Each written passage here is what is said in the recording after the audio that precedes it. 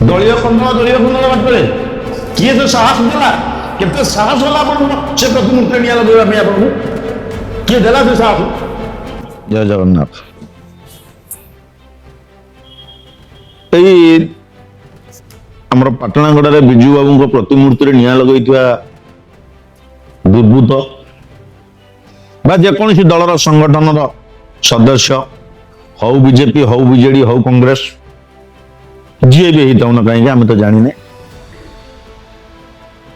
ବା କୌଣସି ଦଳର ନେତୃତ୍ୱରେ ଯୋଉ ବିଜୁ ବାବୁଙ୍କ ପ୍ରତିମୂର୍ତ୍ତିରେ ନିଆଁ ଲଗେଇ ଦିଆଗଲା, ଏଇଟା ଆଜ୍ଞା କେତେ ଦୂର ଠିକ?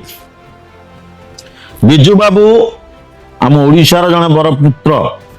ବିଜୁ ବାବୁଙ୍କର ଟିକେ ବି ତାଙ୍କ ନାଁରେ ଯଦି କିଛି ବି ଅଭିଯୋଗ ଆସେ ବା ବିଜୁ ବାବୁଙ୍କ ପାଇଁ ଯଦି କିଛି ବି କୌଣସି ଲୋକ ବିଜୁ ବାବୁଙ୍କ ଉପରେ ଅତ୍ୟାଚାର କରେ, ଅନ୍ୟାୟ ଅତ୍ୟାଚାର କରେ, ତାହେଲେ ଓଡ଼ିଶାବାସୀ କେବେ ହେଲେ କ୍ଷମା ଦେବେନି ଆଜ୍ଞା। ସାରା ଓଡ଼ିଶା ଲୋକମାନଙ୍କ ହୃଦୟରେ ବିଜୁ ବାବୁଙ୍କ ନାଁ ଏମିତି ଜୀବନ ସାରା ଅଛି, ରହିବ। ଆପଣ ତାଙ୍କ ପ୍ରତିମୂର୍ତ୍ତିରେ ନିଆଁ ଲଗେଇଦେଲେ କଣ ହବ? ସେ ପ୍ରତ୍ୟେକ ଓଡ଼ିଆ ହୃଦୟରେ ଅଛନ୍ତି।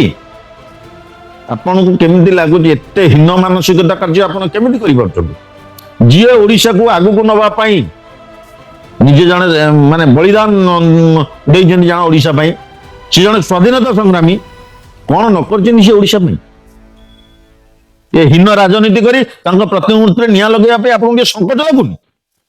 ଜଣେ ପ୍ରବାଦୀ ପୁରୁଷ ବିଜୁ ବାବୁ ନାଁ କହିଲେ ସାରା ଭାରତ ବର୍ଷ ସାରା ବିଶ୍ୱରେ ଲୋକ ଜାଣନ୍ତି। ଆମେ ଓଡ଼ିଆ ହିସାବରେ ବହୁତ ଗର୍ବ କରୁ, ଯାହା ହଉ ବିଜୁ ବାବୁଙ୍କର କେତେ ନାଁ ଅଛି। ଏ ସାଧାରଣ ହୀନ ମାନସିକତା ରାଜନୀତି ପାଇଁ ଆପଣ ତାଙ୍କ ପ୍ରତିମୂର୍ତ୍ତିରେ ନିଆଁ ଲଗେଇ ପାରିଲେ? ଏଭଳି କଠୋରରୁ କଠୋର ଦଣ୍ଡ ଦିଆଯାଉ ଯେ ସେ ଲୋକ କଣ, ଏମିତି ଅନେକ ଲୋକ ଯୋଉମାନେ ଏଇଭଳି ହୀନ ମାନସିକ କାର୍ଯ୍ୟକ୍ରମ କରୁଛନ୍ତି, ହୀନ ମାନସିକତାର କାର୍ଯ୍ୟକ୍ରମ କରୁଛନ୍ତି, ଯିଏ ବର୍ତ୍ତମାନ ଏ କାମଟି କରିଛି ତାକୁ ଏଭଳି ଦଣ୍ଡ ଦିଆଯାଉ, ଆଗାମୀ ଦିନରେ ଏଭଳି କାର୍ଯ୍ୟ ଘୃଣ୍ୟ କାର୍ଯ୍ୟ କରିବା ପାଇଁ ଯେମିତି କେହି ସାହସ ନ କରନ୍ତି। ଖରାପ ଲାଗୁଛି ଆଜ୍ଞା। ଯୋଉ ଲୋକକୁ ସାରା ବିଶ୍ୱରେ ଲୋକ ଜାଣନ୍ତି, ଯୋଉ ଲୋକ ପାଇଁ ଆମେ ଆଜି ଓଡ଼ିଆ ବୋଲି ଗର୍ବରେ କହୁଛେ, ଯୋଉ ଲୋକ ସ୍ୱାଧୀନତା ସଂଗ୍ରାମୀ ଯିଏ ଆମ ପାଇଁ ବଳିଦାନ ଦେଇଛି, ତା ପ୍ରତିମୂର୍ତ୍ତିରେ ନିଆଁ ଲଗେଇବା ପାଇଁ ଆପଣଙ୍କ ହାତ ଗଲା କେମିତି?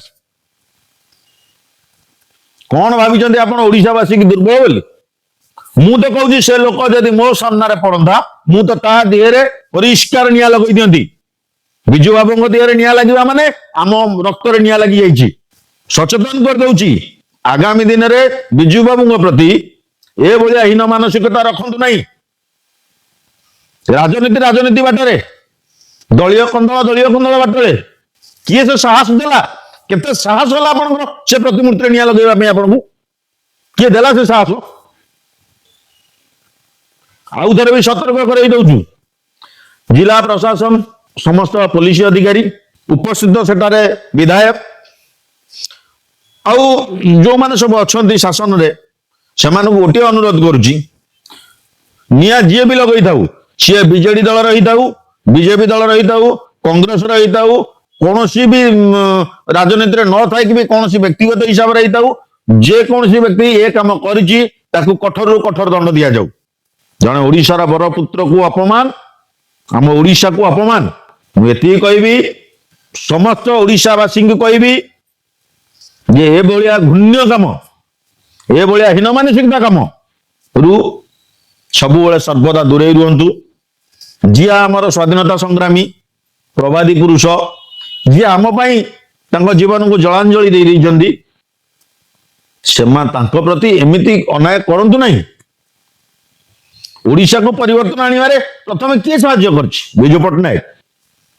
ବିଜୁ ପଟ୍ଟନାୟକ ଜଣେ ସାଧାରଣ ଲୋକ ନୁହନ୍ତି, ଫିର ବି ସେ ସାଧାରଣ ଲୋକ ଥିଲେ। ଏ ଓଡ଼ିଶା ପାଇଁ ଓଡ଼ିଶାବାସୀଙ୍କ କାନ୍ଧରେ କାନ୍ଧ ପକାଇ ଚାଲୁଥିଲେ। ଆଜି ଏତେ ବଡ କାମ ହେଇଛି ଯୋଉଥିପାଇଁ କି ଲଜ୍ଜାରେ ମୁହଁ ତଳକୁ ହେଇଯାଉଛି। ସାରା ବିଶ୍ୱରେ ଲୋକ ଦେଖୁଛନ୍ତି ବିଜୁ ବାବୁଙ୍କ ପ୍ରତିମୂର୍ତ୍ତିରେ ନିଆଁ ଦୂର ଦୂର ଦୂର ଦୂର ଜଳୁଛି। ଏ ଲୋକଙ୍କ ହୃଦୟରୁ ବିଜୁ ବାବୁଙ୍କୁ କାଢି ପାରିବେ କି ଆପଣ?